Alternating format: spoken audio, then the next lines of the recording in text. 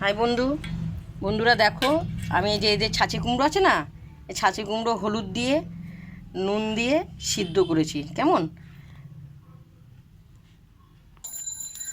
এই যে এখানে মশলা আছে, নারকেল, সর্ষে বাটা, লঙ্কা বাটা, এর ভেতরে পুর করে ঢুকাবো। এর ভেতরে আমি পুর করে ঢুকাবো সবগুলো। এরকম পুর করে ঢুকিয়ে তোমরা প্রথম থেকে দেখতে থাকো, আমার রেসিপিটা ভালো লাগবে, একটু ধৈর্য ধরো। বন্ধুরা, পুর ভরা হয়ে গেছে। এরপর আমি বেসন দিয়ে ভাজবো।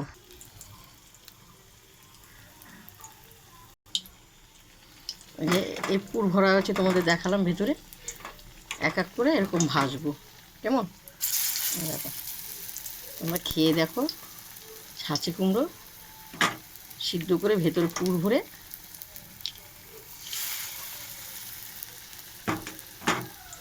চপও হয়ে যায়, মুড়ি দিয়েও খাওয়া যাবে, ভাত দিয়েও খাওয়া যায়, ডাল দিয়ে। কেমন, তো হোক। এই দেখো, পুরটা দেখতে পাচ্ছ, অসাধারণ। তোমরা খেয়ে দেখবেন, খেয়ে দেখে তোমরা বলবে, আমাকে লাইভ দেবেন। কেমন, কত সুন্দর খেতে। তোমরা খেয়ে দেখবে, যারা জানে তাদেরকে বলতেই হবে না। কেমন, যারা জানেন না এইভাবে খাবেন, মুড়ির সঙ্গে খাবেন, বিকেলবেলা এই যে ডালের সঙ্গে খাবেন, অসাধারণ খেতে।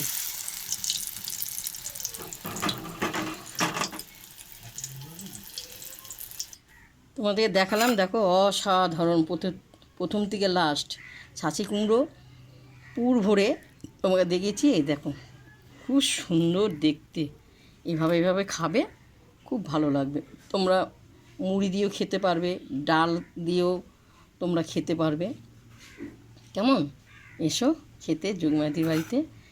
ছাঁচি কুমড়ো, নারকেল, সর্ষে বাটা পুর করে বড়া, দেখতে পাচ্ছ।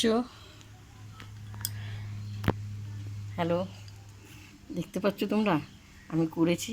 যোগমায়াদির রেসিপি যদি ভালো লাগে তোমরা লাইক দিও আমাকে, আর তোমরা কমেন্ট করে জানো। বাংলাতে লেখো, ইংলিশে লেখো না, আমি একদম পারি না।